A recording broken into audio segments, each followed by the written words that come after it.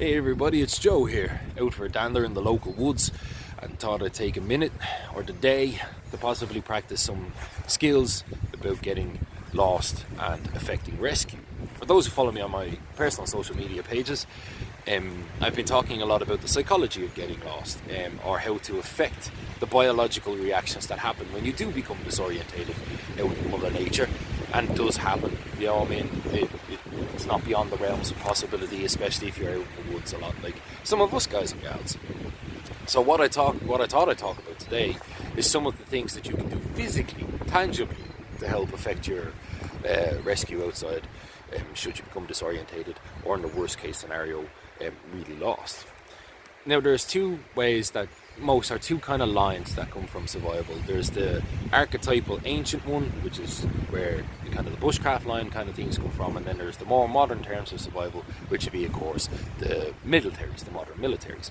And the great thing about modern military survival is everything has an acronym, and one of my favorite acronyms around getting lost is STOP.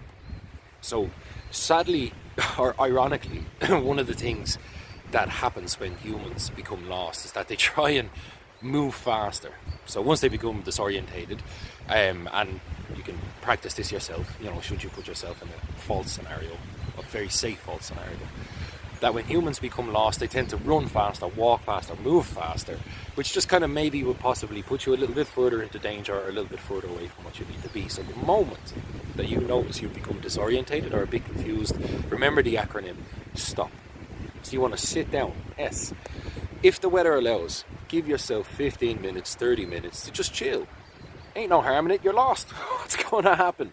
Take 15 minutes, 30 minutes, relax. You want to think and observe. So you want to sit down and think, okay, how far lost am I? Do I remember a turning maybe 15 minutes back, 20 minutes back? Did I take note of maybe possibly where the sun is? Do I have 4 hours of daylight left? Do I have 15 minutes of daylight left? Is there bad weather on the way in? Sit down, think, observe. Observe the world around you, the natural world around you. I'm predominantly in a Sitka forest here. There's some, spruce, some pine, some larch, predominantly coniferous wood. You can hear the wind blowing through the trees, so maybe it'd be best if I get a little bit off trail, a little bit into the woods, see if I can find some shelter to help stay away from convection. Check your kit. Do you have extra layers to put on? Did you prepare that before you left the house? Do you have water? I don't, so I'm going to have to go get some because I drank it on my hike. Things like that. What can I use in my kit? What do I need to do? Am I hurt? Am I injured? Do I have cuts? Are my hands feeling a little numb like mine? Do I have to get it in my pocket, maybe get some gloves on? Things like that. Sit down, think, observe. And then the next thing you can do is combine the physical world with the psychological world, like what John Hudson talks about in his brilliant book on survival, is work, plan, hope. The psychological triangle of survival. And that's also part of the acronym STOP. Sit down, think, observe, and plan. Plan in your head and plan in the physical world. So I'm not too far off this trail, but I can't stay on it. Again, sorry, I'm a little under the weather. It's a forestry trail. Thus, with the rain over the past couple of days, it has become very waterlogged. So again, 2 more reasons why possibly I have to head a little bit off trail and into the tree line. Stay out of the wind and maybe find somewhere to sleep on the ground that isn't like the goddamn Mississippi out there. Once you can start planning these type of things, you can work. And then you can hope. So that's what we're going to do. So the first things first is I need to get some water. So I'm going to go get some water. Thankfully, I always carry a water filtration system on me there, because it's great to have the skills to know what to do when you haven't got it, but best carry it with you. So that's going to save me some time, it's going to save me some calories, and it'll save me some resources. I'm going to see if I can find some water to fill it up, and I'll get back to you.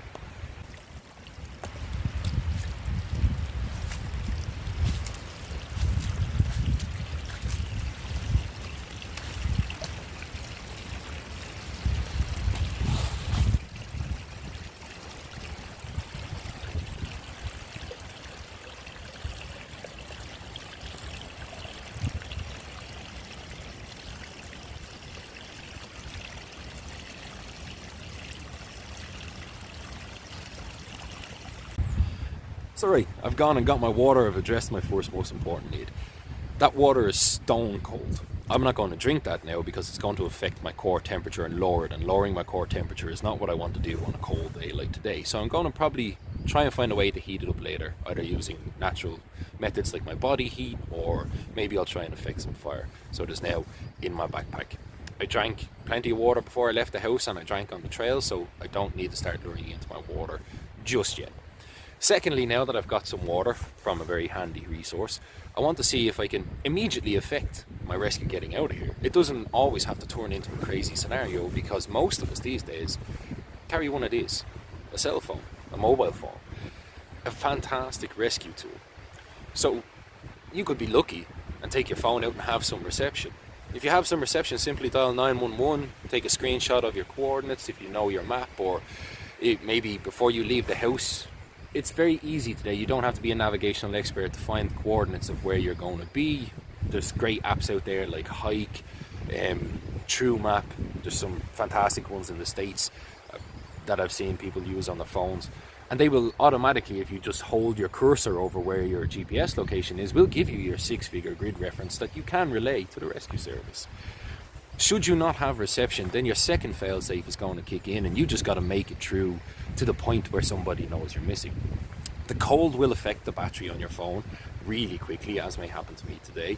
So you can turn it off, place it in your pocket, in your body warm pockets. I prefer to keep mine on my body, one, because it helps with the battery life, with the heat from your body, and two, chances are I may become separated from my backpack. It could spill out on the ground. I could fall into a river. This is a waterproof jacket. Have a waterproof bag even if you want on you. So I prefer to keep stuff like that. My phone, my knife, my lighter, my compass, super essentials close to my body. Secondly, once you understand how the mechanisms of rescue work, which I recommend checking out your local search and rescue websites. They all have great, fantastic information. Read some stories, look at some statistics, and then you can work within that frame. Again, disorientation.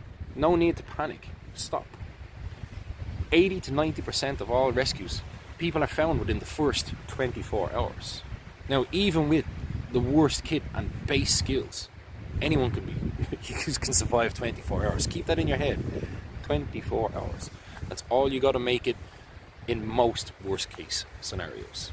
Unless you're caught in an avalanche, and that's a whole different realm of field that I can't help you out on there. So 24 hours. Make your 911 call. Make sure that if you can't make your 911 call, that somebody else can make that 911 call for you, and then just start figuring out 24 hours, even dial it back hour to hour to hour. It's starting to get chilly here. I've observed that the wind is coming in here. You can hear it in the pines. They make a beautiful sound when the wind blows through them. Not to be confused with running water. Helps to distinguish that. The trail is just behind me here. So what I'm going to do is head slightly off trail, but I can do some things to affect my rescue before I do. Okay, so we've come back to the trail. The trail is here behind me. And I want to decorate the trail because I'm going to move maybe 10 meters into the tree line here. So you can see my clothing is neutral, but I have certain things in my kit, like my knife, that stay glow orange. If I'm going to be heading out in predominantly neutral clothing, carrying my neutral backpack, my neutral equipment, I'll always make sure that I got some high visibility options available for decorating the trail, for effectively being found. First of all, what I got in here is just it's my ditty bag, so it's just some rescue items, some surefire things, some bits and bobs that I like to keep around. But I got high-vis paracord, and I got a buff. I have my scarf on me today, luckily enough, so do I need this buff? No. So this buff is now going to go into a tree. Human eyes, for those who hunt and all, will know that you can spot things, movement, so much more easier.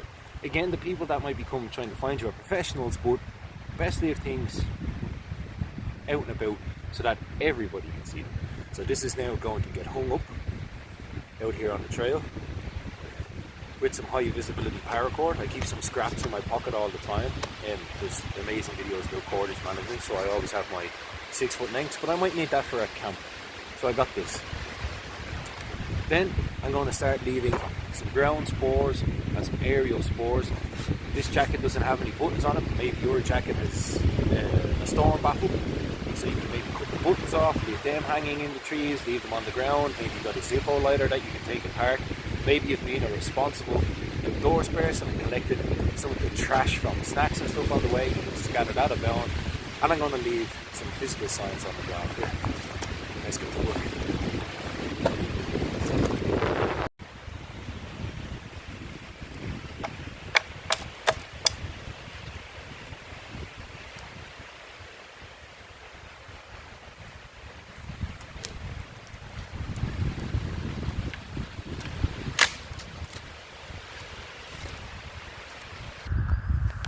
So as you can see from this beautiful project behind me, I've just started to decorate the trail really quick. Doesn't have to take too long. In a rescue situation, it doesn't have to be beautiful, it just has to be Blair Witch. It just has to work. It just has to work. So I've taken some of my paracord, maybe 10 feet of it, 2, 4, 6, 5 meters, give or take, and just cut it up into little bits. So what I'm going to do is bind this up. Now the international symbol for kind of trails and blazing is like a triangle, so you can make a triangle out of rocks with an arrow pointing in the direction where you kind of need your camp, or like that. You're going to leave something natural on the trail.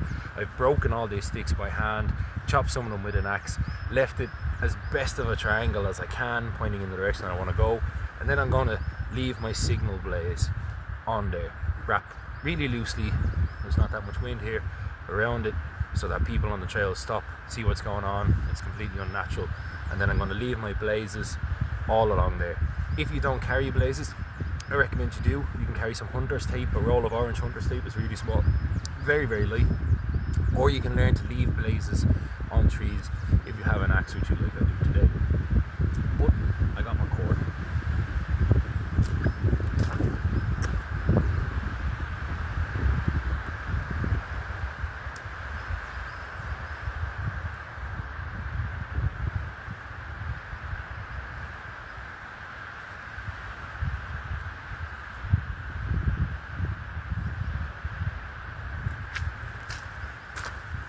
So there, doesn't have to be beautiful, just has to be Blair Witch. I'm going to move now 10 meters into the wood. I'll blaze as much as I can to where I'm going to get to my campsite, and then I'm going to prepare my campsite. Blair Witch. So, I'm after setting up my blazes. You might be able to see the Blair Witch one, which is just out there. I got some blaze here, and then I'm after coming in maybe 10 meters off the trail. I've got some natural wind stops and this big beastie here, and the way the trees have fallen act as a natural windbreaker. Wind stopping there, the wind is stopped from that direction, and then I got this beastie. So what I'm going to do is build a really quick bed here. It's probably going to take me about 40 minutes with all the dead wood that I got. I haven't got my saw with me today, I just have my axe. So I'm going to try and use the detritus around there. And another tip when it comes to leaving spores, try and leave everything eye level. Having stuff really high in the tree, people might miss. Having stuff on the ground, people will be looking for. So try and keep your spores eye level, especially like your movement spores and stuff like that. Alright, time to build me a bed. This ground is water laden, sphagnum moss, so I'm going to have to build something really quick, really simple. None that's going to put myself in danger, that's too complicated, as the fine motor skills are starting to get a bit rough with the cold hands, so bear with me.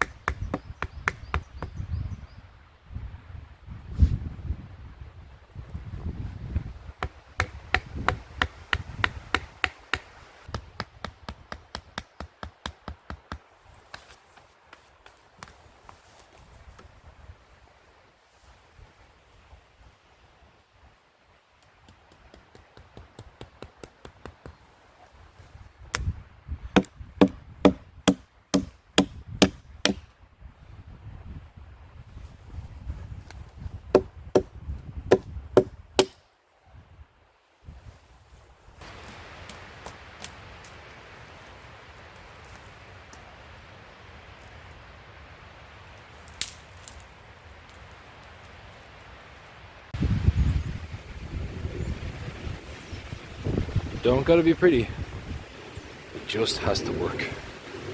Right, total time for bed, hour and 15 minutes. Again, very lucky with the resources that I have. Are spruce and larch branches the nicest to sleep on? No. But they are dry because the wind has been blowing through them. I made sure to collect the dry ones, took a little longer. I have a poncho with me. I'm going to lay my poncho down across the top of it. My clothes are waterproof, so I can sacrifice that. But if all you had was your poncho with you, there's plenty of natural windbreaks around that you could use. So bed done, off the raised and wet ground done. Just need to get her sealed in. Alternatively, you can get into your poncho. Put my jacket, stain tile, put her in there. Hips, best part of what I can do, off the ground. And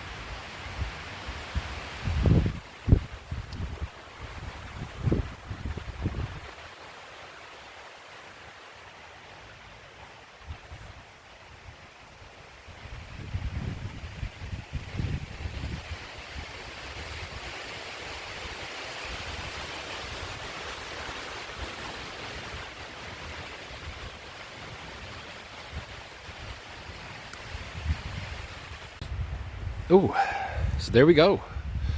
A quick, took maybe an hour 45 minutes. The bedding was the hardest part, but again I was being super selective. Tied it up off this tree, which allowed me to get the right angle for my bed. So I'm up off the ground. Tarp coverage is nice and low. It doesn't look it, but I have slept under these and have videos of me sleeping under these at this angle, and it will cover you. On a windier night or a rainier night, I might drop it down just a little bit. You can see my blazes out to the trail. Nice open area, protected from the wind. Voila. You look inside, you can crawl in from here. Just crawl up in underneath there. Nice and taut. Again, no 3x3 DD hammock, but one that'll get you out, one that'll keep the body heat nice. Job's a good one.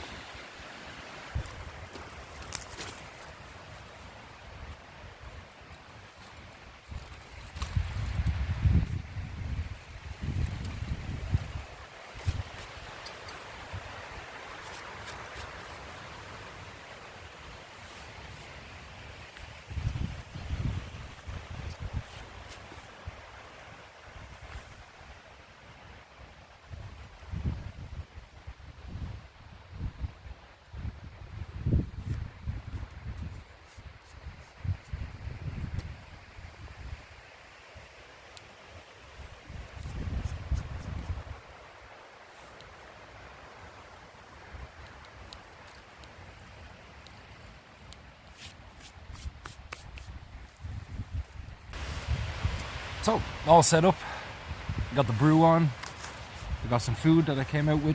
It's really good food, full of vitamins and nutrients. Weighs nothing. I've been really enjoying the change from the normal MREs. I got the water going. The water is going to keep me warm, regulate my core temperature. I got my shelter set up behind me.